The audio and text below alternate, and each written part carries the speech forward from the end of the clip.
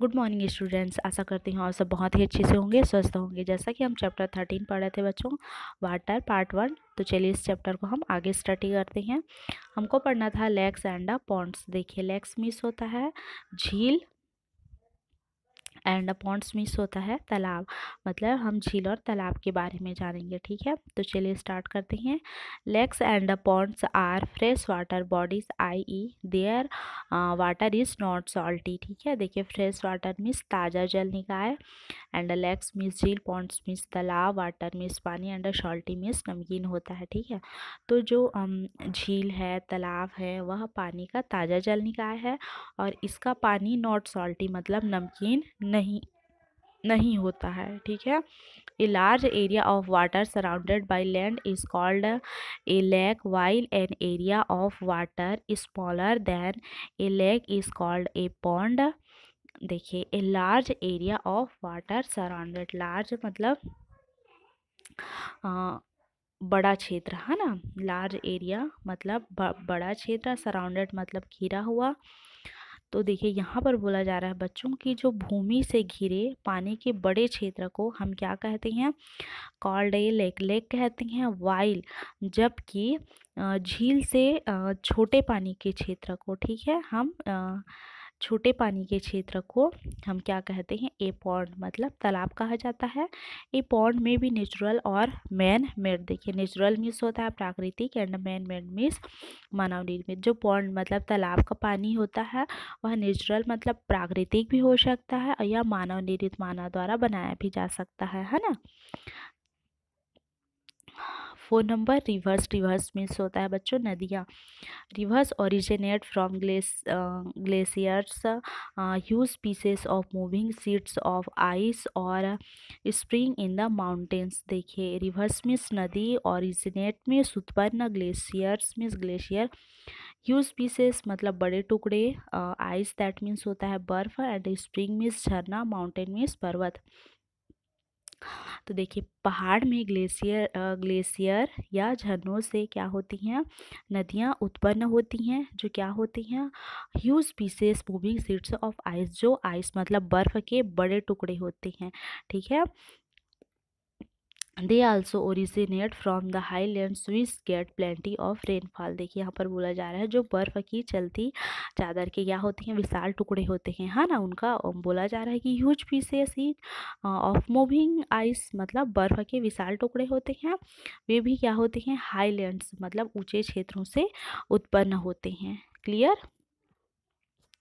During summer, glaciers melt and form rivers that flow down into the sea। देखिए, during summer मतलब गर्मियों के दौरान जो ग्लेशियर्स होता है वह मेल्ट मतलब पिघलता है, और उसके बाद rivers that flow down into the sea, नदियों में फ्लो होता है, बहता है, उसके बाद समुद्र में, है ना। सी दैट मीन्स होता है समुद्र। Such rivers are called perennial rivers because they have water throughout the year. कुछ नदियों को पेरेनियल रिवर्स, पेरेनियल्स रिवर्स उनको कहा जाता है बच्चों जिसमें हमेशा क्या रहता है, पानी अवेलेबल भरा रहता है ना, वह नदी कभी नहीं सूखती, उसको हम क्या कहते हैं, पेरेनियल रिवर्स कहते हैं। बिकॉज क्यों कहा जाता है, क्योंकि देखिए यहाँ बोला जा रहा है दे have water throughout the year, क्योंकि यहाँ साल भर क्या रहता है, पानी रहता है, ठीक है। The Ganga, the Yamuna and the Brahmaputra are perennial rivers. देखिए, गंगा, यमुना एंड ब्रह्मपुत्र नदी क्या है, पेरेनियल रिवर्स है, पेरेनियल नदियाँ हैं, क्योंकि यहाँ वर्ष भर क्या रहता है, पानी रहता है, ठीक है। Some rivers depend on rainfall for water. देखिए, जो कुछ नदियाँ होती हैं रेनफॉल मतलब बारिश के पानी पर डिपेंड करती हैं, आधारित होती हैं। This rivers called rain fed rivers. इन नदियों को रेन फेड रिवर्स मतलब वर्षा आधारित नदियाँ कहा जाता है। And carry water only during the rainy season, जिनमें क्या होती है, रेनी रेनी सीजन मतलब बारिश के दौरान ही उनमें वर्षा होती है और पानी भरा रहता है, ठीक है। They almost dry up during the summer, और लगभग ड्यूरिंग मतलब ड्यूरिंग समर गर्मी के मौसम तक आते तक क्या होता है, वह लगभग ड्राई हो जाता है, मतलब सूख ही जाता है। Clear. The Godavari, Krishna, Kaveri and Mahanadi are rain fed rivers. देखिए कृष्ण गोदावरी, कृष्णा, कावेरी एंड महानदी, ये क्या है, रेन फेड रिवर्स हैं, मतलब वर्षाधारित नदियां हैं। They originate in the Deccan plateau of south India, और वह दक्षिण भारत के ढक्कन पठार में क्या होती हैं, ओरिजिनेट मतलब उत्पन्न होते हैं, ठीक है। अब आगे हम स्टडी करते हैं ओशियंस एंड सीज। देखिए ओशियंस मीन्स महासागर, सी मीन्स होता है समुद्र। A ocean is a huge body of water. देखिए जो ओशियन होता है, महासागर होता है, पानी का एक विशाल शरीर है। The 5 oceans on the earth. देखिए हमारे अर्थ मतलब पृथ्वी पर कितने महासागर हैं, 5 है ना, 5 मतलब 5। कितने महासागर हैं, 5 महासागर है ना।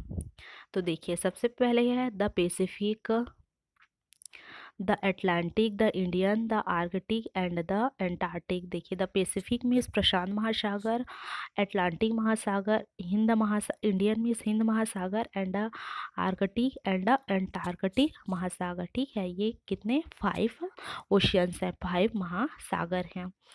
ए sea is also a large body, a sea is also large water body but it is smaller than an oceans. देखिए जो सी होता है, समुद्र होता है, एक वो भी क्या है, लार्ज मतलब विशाल जल निकाय है, बट यह समुद्र का एक छोटा सा भाग है ना।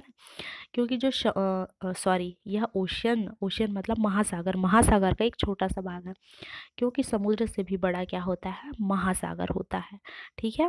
Oceans and sea water is not fit for drinking as it is salty. देखिए जो ओशियन और सी मतलब समुद्र और महासागर का पानी ड्रिंकिंग मतलब पीने के लिए ठीक नहीं होता, क्योंकि यह क्या होता है, बहुत ही सॉल्टी दैट मीन्स नमकीन होता है।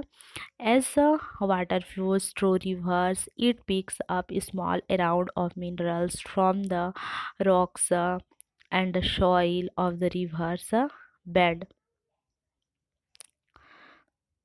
देखिए यहाँ पर बोला जा रहा है कि जैसा कि नदियों में क्या होता है, फ्लो होता है ना, पानी बहता है और यह नदी के तल की चट्टानों और मिट्टी से खनिज की छोटी मात्रा को उठाता है ना, minerals, small amount of minerals of the rocks, मतलब चट्टानों और मिट्टी से खनिज की छोटी मात्रा को उठाता है, और it picks flows into oceans and उठाता है, फिर है this water flows into the oceans and the sea thus making them salty. और क्या करता है, यह पानी समुद्र और महासागरों में फ्लो होता है मतलब बहता है, एंड उन्हें क्या करता है, दस मेकिंग देम सॉल्टी, और उन्हें क्या करता है, नमकीन बनाता है। क्लियर। तो ये था बच्चों हमारा lakes, ponds, rivers, sea and oceans, ठीक है। आशा करती हूँ हम जितना पढ़ा बच्चों आप लोगों को समझ में आया होगा। आप लोगों का SW कि आप लोगों को भी इस चैप्टर को एक एक स्पेलिंग करके रीड करना है, जहाँ तक हो सके मीनिंग निकालने की कोशिश करिएगा। आज के लिए इतना ही, नेक्स्ट डे हम नेक्स्ट वीडियो पे मिलते हैं।